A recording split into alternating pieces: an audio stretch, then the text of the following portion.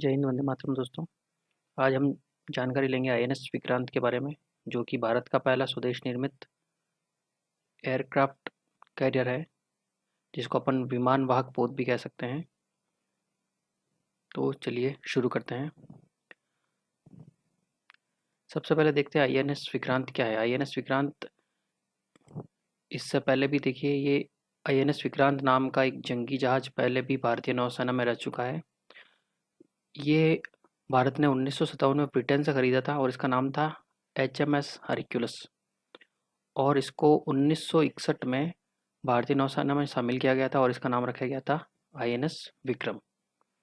और ये इसकी सबसे महत्वपूर्ण भूमिका रही थी 1971 में जो पाकिस्तान के विरुद्ध युद्ध हुआ था, उसमें आईएनएस विक्रांत ने महत्वपूर्ण भूमिका निभाई थी।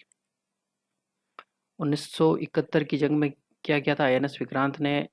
अपने सीहॉक लड़ाकू विमानों से बांग्लादेश के चिटगांव, कॉक्स बाजार और खुलना में दुश्मनी के ठिकानों को तबाह करने में प्रयोग में लिया गया था।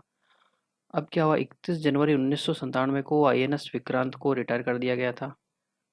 अब उसके बाद से भारत के पास सिर्फ एक ही विमान वाहक पोत था, जिसका नाम विक्रमादित्य था और जो रूस से लिया खरीदा गया था, रूस में बनाया गया था।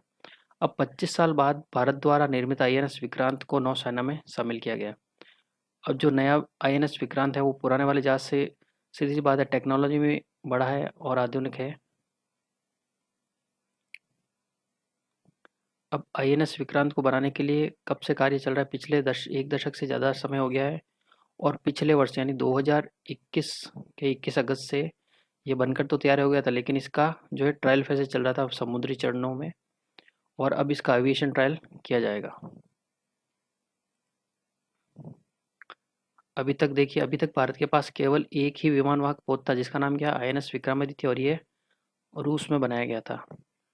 तो ये जो अभी आईएनएस विक्रांत जो बना है 2022 में, ये भारत का पूर्णतः स्वदेशी निर्मित आईएनएस विक्रांत है। अब आईएनएस विक्रांत की जरूरत क्या पड़ी? देखिए, भारतीय रक्षा बल को कुल 3 एयरक्राफ्ट कैरियर की मांग कर रहे थे, जिनको एक को वो हिंद महासागर में तैनात करेंगे, एक को बंगाल की खाड़ी में, और तीसरा स्पेयर रखेंगे, यानी एक अतिरिक्त रखने के लिए। और 2 मुख्य किस में यूज में लेंगे? ये मुख्य नौसैनिक मोर्चा पर तैनात करेंगे, हिंद महासागर और बंगाल की खाड़ी में। अब सबसे बड़ी बात यह है कि ये मेड इन इंडिया है, यानी भारत में बना पूर्णतः स्वदेशी एयरक्राफ्ट कैरियर है। भारत का पहला स्वदेशी एयरक्राफ्ट कैरियर, और भारत के वैज्ञानिकों द्वारा ही विकसित किया गया है। इसमें लगा हुआ स्टील भी पूर्णतः स्वदेशी है, और ये भारत के स्वदेशी सामर्थ्य, स्वदेशी कौशल और स्वदेशी संसाधन का प्रतीक है। इसका मतलब है इसमें जो टेक्नोलॉजी स्किल यूज ली गई वो भी इंडिया की है, जो बजट वगैरह जो भी यूज है वो सब इंडिया का है, और जो स्वदेशी संसाधन यानी जो भी इसमें जो मटेरियल यूज हुआ है वो सब भारत का ही बना हुआ यूज में लिया गया है। अब आईएनएस विक्रांत 2022, अब इसका कब शामिल किया गया था नौसेना में और किसकी उपस्थिति में किया गया था, वो अपन देखते हैं। यह भारत में बना पहला विमान वाहक पोत है, या एयरक्राफ्ट कैरियर कहते हैं इसको। आईएनएस विक्रांत आज मतलब 2000 सितंबर 2022 को भारतीय नौसेना में शामिल किया गया था। शामिल किसने किया? श्री अपने प्रधानमंत्री श्रीमान नरेंद्र मोदी जी की उपस्थिति में ये केरल के कोची पोर्ट से आईएनएस विक्रांत को भारतीय नौसेना में शामिल किया गया। और पीएम ने यह कहा कि आज भारत उन देशों की सूची में शामिल हो गया है जो स्वदेशी रूप से इतने बड़े युद्धपोत बना सकते हैं। अभी तक एशिया में सिर्फ चीन ही था जिसके पास स्वदेश निर्मित विमान वाहक पोत था, लेकिन अब भारत भी इस कैटेगरी में शामिल हो गया हो। और सबसे ज़्यादा जो विमान वाहक पोत हैं वो अमेरिका के पास हैं, उनकी संख्या है आपके लगभग 11। चीन के पास अभी वर्तमान में 2 विमान वाहक पोत हैं, और यूके के पास भी 2 हैं। और अब इसमें धीरे धीरे भारत भी शामिल हो रहा है, तो भारत के पास अभी तो एक ही है, अगले पे अभी काम चल रहा है।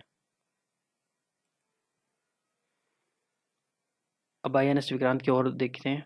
आईएनएस विक्रांत रक्षा क्षेत्र में भारत की आत्मनिर्भरता की दिशा में महत्वपूर्ण कदम है। अब भारत अमेरिका, ब्रिटेन, रूस, चीन, फ्रांस जैसे चुनिंदा बड़े देशों की श्रेणी में भी शामिल हो गया, जिनके पास स्वदेशी विमान वाहक पोत बनाने की क्षमता है।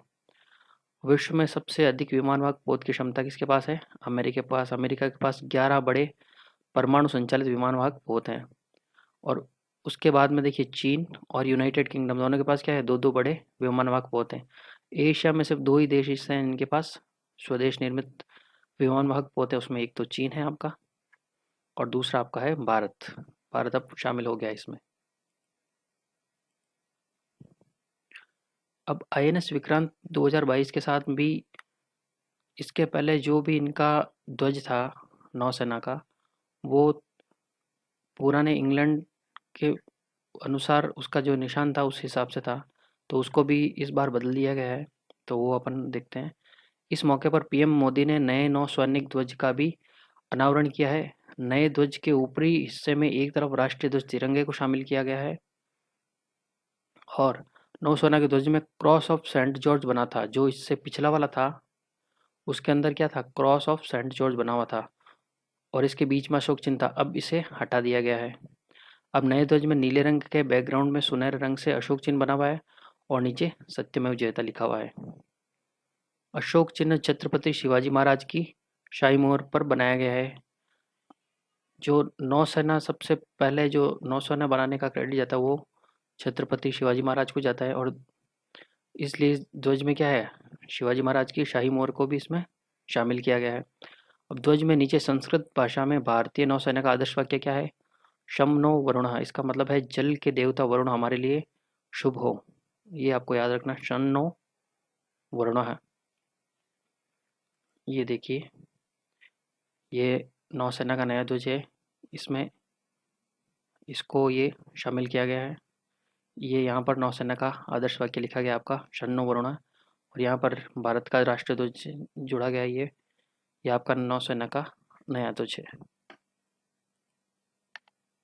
अब देखते हैं आईएनएस विक्रांत की स्पेसिफिकेशन क्या है। आईएनएस विक्रांत की लंबाई है 262 मीटर, चौड़ाई है 62 मीटर और ऊंचाई है 59 मीटर। भारत में निर्मित यह अब तक का सबसे बड़ा जंगी जहाज है। सीधी सी बात है, अगर फर्स्ट टाइम बना है तो सबसे बड़ा जहाज ही होगा। मिग 29 और हेलीकॉप्टर समेत इसमें एक समय में 30 एयरक्राफ्ट खड़े हो सकते हैं, यानी इसकी क्षमता क्या है, मिग 29 जो कि जेट फाइटर विमान है एक, और हेलीकॉप्टर समेत इसमें 30 एयरक्राफ्ट खड़े हो सकते हैं। इसकी जो लागत का निर्माण है वो लगभग 20,000 करोड़ रुपए आया है। इसका वजन लगभग 45,000 टन है, जो कि माना जाता है कि एफिल टावर से लगभग 2 या 3 गुना है। और इस विमान पोत के अंदर 2300 कंपार्टमेंट हैं। 2300 कंपार्टमेंट में लगभग 1700 नाविक या अपन कह सकते हैं जो भी इसमें इनका जो स्टाफ होता है वो आ सकता है और महिला अधिकारियों के लिए अलग से विशेष केबिन भी दिया गया है। इस पोत के अंदर जो कुल इलेक्ट्रिकल केबल्स जो बिछाई गई है उनकी लंबाई लगभग 2600 किलोमीटर है, जो कि कोच्चि या दिल्ली के बीच की दूरी के बराबर माना जाता है।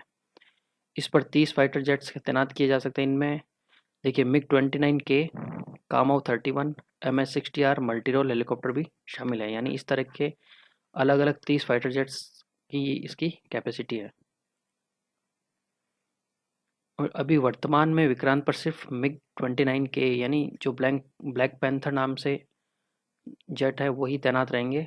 भविष्य में जो DRDO और हिंदुस्तान एरोनॉटिकल लिमिटेड द्वारा जो निर्मित है, जिसको कहते हैं TDBF यानी twin engine desk based fighter, ये जब निर्मित हो जाएं तो ये भी INS विक्रांत पर ही तैनात होंगे। अब इसका और विशेषता देखिए, इसमें जो लगा हुआ स्टील है वो स्वदेशी है। इस स्टील को किसने निर्मित किया, DRDO और अन्य भारतीय कंपनी द्वारा विकसित किया गया है। इसका फ्लाइट डेक एरिया जो है वो लगभग 12,500 वर्ग किलोमीटर, जो माना जाता है कि 2 फुटबॉल ग्राउंड के बराबर माना जा रहा है। इसके बाद देखिए इसकी स्पीड। इसकी स्पीड अपन जो भी नापते हैं उसको कहते हैं नॉट्स में, या आप कह सकते हो नॉटी नॉटिकल मील पर आवर, यानी प्रति घंटा। नॉटिकल मील पर घंटा या नॉट्स भी कह सकते हैं। और एक नॉटिकल मील में अपने को पता है, ये देखिए यहाँ दे रखा है, एक नॉटिकल मील में क्या होता है, 1.852 किलोमीटर होते हैं, यानी 1.8 किलोमीटर मान सकते हो आप इसको। तो इसकी अधिकतम स्पीड कितनी है, 28 नॉट्स। 28 नॉट्स मतलब क्या हो गया, 51 किलोमीटर पर आवर। और इसकी क्रूज गति जो नॉर्मल जिस गति से ये चलेगा वो है 18 नॉट्स, यानी 33 किलोमीटर पर आवर। और ये एक बार में अधिकतम कितना सफर तय कर सकता है, 7500 नॉटिकल मील ये एक बार में अधिकतम सफ़र तय कर सकता है। तो अपने को सबसे बड़ी ये है कि इसकी स्पीड किस में नापी जाती है, नॉट्स में। और अपने को पता है समुद्री जो दूरी है वो नॉटिकल मील्स के अंदर नापी जाती है। तो इसकी गति क्या होगी, नॉट्स या नॉटिकल मील पर आवर।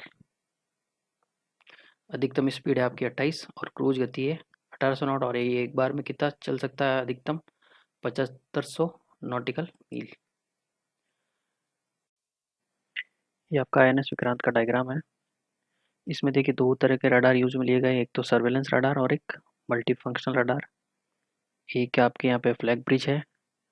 दो तरह के टेक ऑफ यूज लिए, एक तो लॉन्ग टेक ऑफ, ये पूरा लॉन्ग टेक ऑफ एरिया है यहाँ से यहाँ तक। और यह है स्टोबार। आपका स्टोबार मतलब होता है short take off barrier arrest recovery, short take off barrier arrest recovery. और ये है यहाँ पे स्काई जंप है।